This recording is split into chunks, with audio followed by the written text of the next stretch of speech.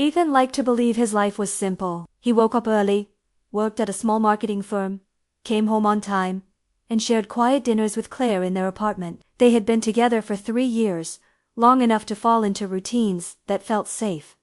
Trust, Ethan thought, was already built. That was why the lie felt so small. It started on a Tuesday afternoon when his manager asked him to stay late to help with a presentation. At the same time, Claire texted him, asking if he could come home early.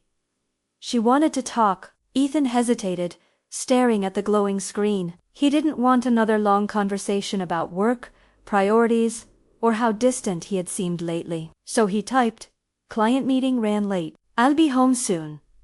It wasn't entirely false. There was work.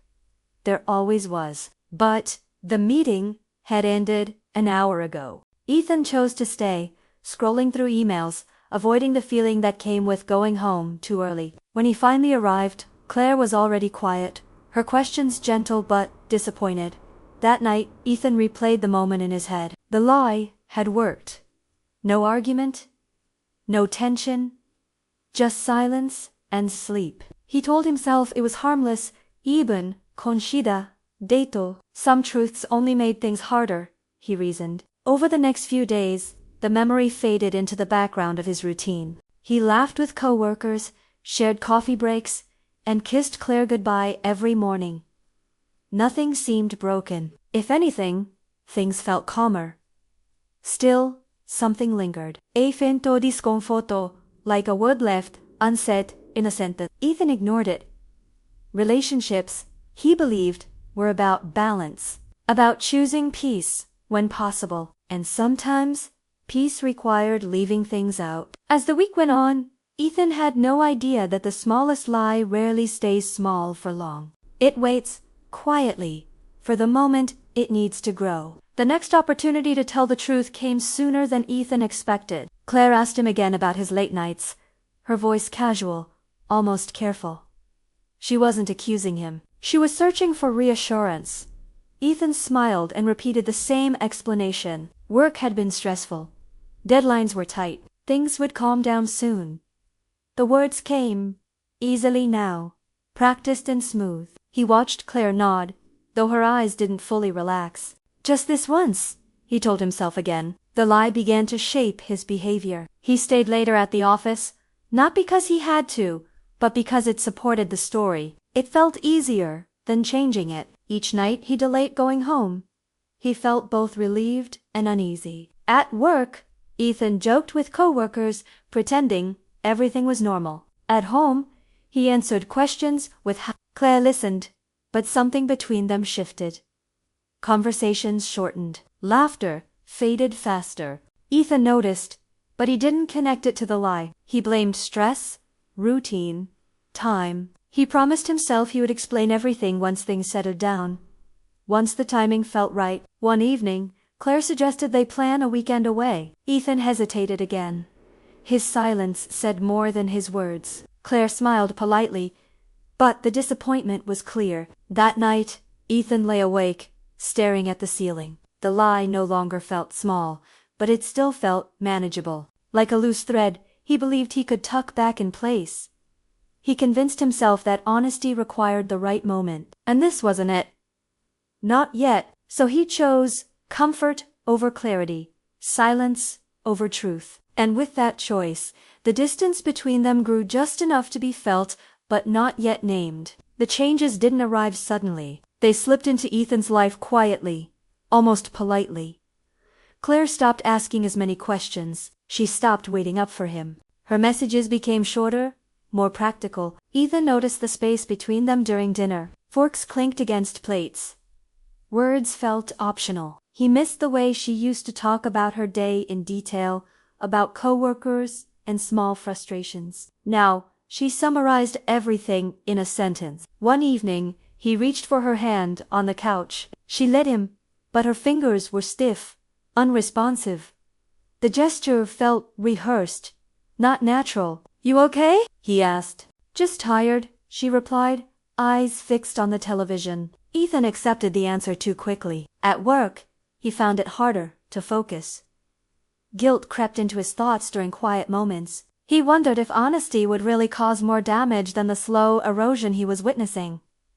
Still, he waited. Claire began spending more time out with friends, coming home later herself. When Ethan asked about it, she mirrored his own behavior, vague explanations, soft smiles. The realization unsettled him. His lie had taught her how to pull away. One night, Ethan overheard Claire on the phone in the bedroom. Her voice was low, tense. He caught fragments. Confused? Don't know anymore. He says he's busy. Hearing his own words repeated back to him made his chest tighten. That night, Ethan stood in the doorway of their bedroom, watching Claire sleep. He considered waking her, telling her everything. But fear won. Fear of confrontation. Fear of consequences. So he stayed silent, believing silence was still safer. What Ethan didn't realize was that distance, once noticed, rarely stops growing on its own. The moment arrived unexpectedly. Claire found the presentation schedule on Ethan's laptop while searching for a photo.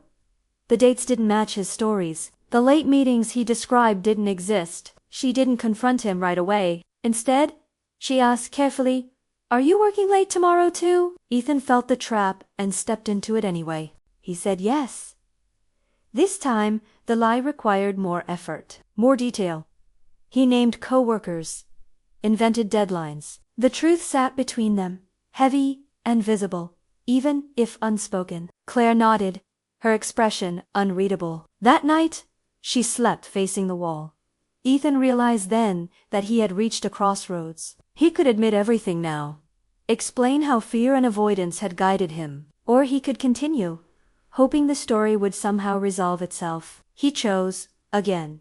The next evening, Claire didn't come home until after midnight. Ethan waited, anxiety curling in his stomach. When she finally arrived, she didn't explain. She simply said, "I was out." The balance had shifted completely. Days passed, with minimal conversation. The apartment felt colder, quieter. Ethan replayed every choice, every missed opportunity. The lie no longer protected peace. It protected nothing. Still, he delayed, because admitting the truth now meant admitting he had chosen the lie more than once, and that felt harder than the lie itself. The confrontation happened on a Sunday morning. No shouting, no drama, just exhaustion. Claire placed Ethan's laptop on the table, open to the schedule. "Can you explain this?" she asked. Ethan froze. There was no space left to hide. He tried at first small explanations, excuses, softened truths, but Claire interrupted him. "Please don't," she said. "Just tell me the truth." So he did. He explained the first lie. The second, the fear. The avoidance. He spoke quickly, desperately, as if speed might soften the damage. As he talked, Claire's expression hardened. "You didn't lie once," she said quietly. "You chose it." Her words landed harder than any accusation. Ethan apologized.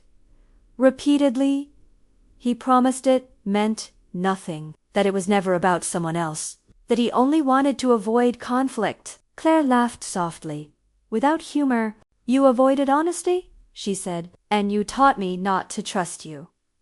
Silence filled the room. Claire stood and began packing a bag. Ethan followed her, begging her to stay, to talk more. She shook her head. "I needed the truth when it mattered," she said. "Not when it's too late." The door closed behind her with a final, quiet click. Ethan stood alone, surrounded by the consequences of his choices. The days that followed felt unreal. Ethan moved through them mechanically, answering emails, eating without tasting food, sleeping in short, restless stretches. The apartment echoed with absence. Claire's side of the closet was empty. Her mug was gone. The silence was no longer peaceful.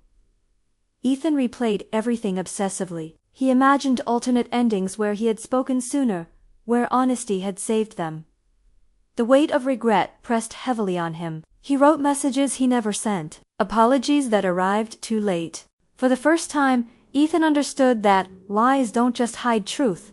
They delay trust until it disappears completely. Weeks later, Ethan ran into Claire, by chance. They exchanged polite words, careful smiles.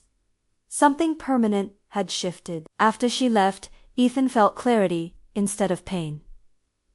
He understood now. Some truths lose their power when delayed, some apologies arrive after the door has closed, and some lessons are learned only once too late to fix, but early enough to change who you become next.